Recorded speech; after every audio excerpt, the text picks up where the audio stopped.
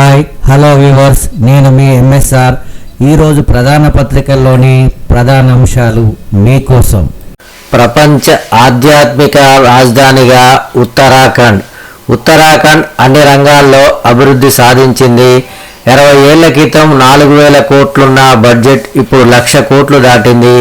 రూపాయలు 2 లక్షల కోట్ల వ్యయంతో కూడిన పనులు జరుగుతున్నాయి. ఉత్తరాఖండ్ రజతోత్సవ కార్యక్రమంలో ప్రధాని మోడీ. ఇందిరమ్మ ఇండ్లు ఆలస్యానికి నకళ్లు. వివిధ కారణాలతో ఆగిన 1,00,000 ఇండ్లు, నిర్మాణంలో ఉన్నవి 2 లక్షల ఇండ్లు మాత్రమే.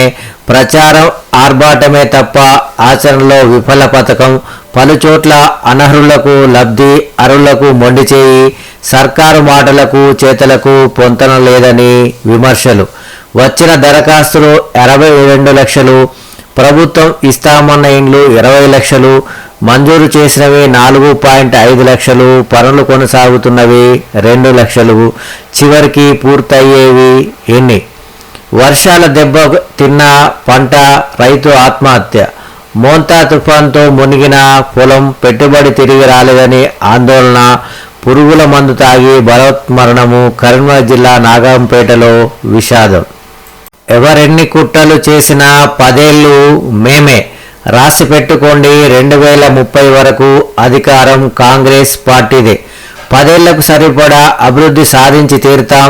ఆ దిశగా అధ్యయనం చేసి ప్రణాళికలు సిద్ధం చేశాం. కాంగ్రెస్ పాలన అంటే ఒక గ్రోత్ ఇంజన్ లాంటిది. ప్రపంచ స్థాయి నగరంగా హైదరాబాద్కు శాశ్వత బాటలు వేస్తున్నాం. సొల్యూషన్ ఫ్రీ సిటీగా తీర్చిదిద్దుతాం. మీట్ ది ప్రెస్లో సీఎం రేవంత్ రెడ్డి. నాది లీడర్ మైండ్ సెట్ కాదు, కేడర్ మైండ్ సెట్. నాకు ఓపిక, వయస్సు ఉంది. KCR outdated leader. ఆయన శకం ముగిసింది. ఇప్పుడు పేజర్ లాంటి వ్యక్తి మాత్రమే. ఆయన్ని సానుభూతితో చూడాలి తప్ప ప్రత్యర్థి ఏమాత్రం కాదు. కేటీఆర్కు రాజకీయం తప్ప రాష్ట్ర భవిష్యత్తుపై శ్రద్ధ లేదు. రేవంత్ కుర్చీకి ఎసరు. 2 ఏళ్లు మీరే. ఢిల్లీలో కూర్చొని మంత్రులు, ఎమ్మెల్యేలు కత్తులు నూరుతున్నారు.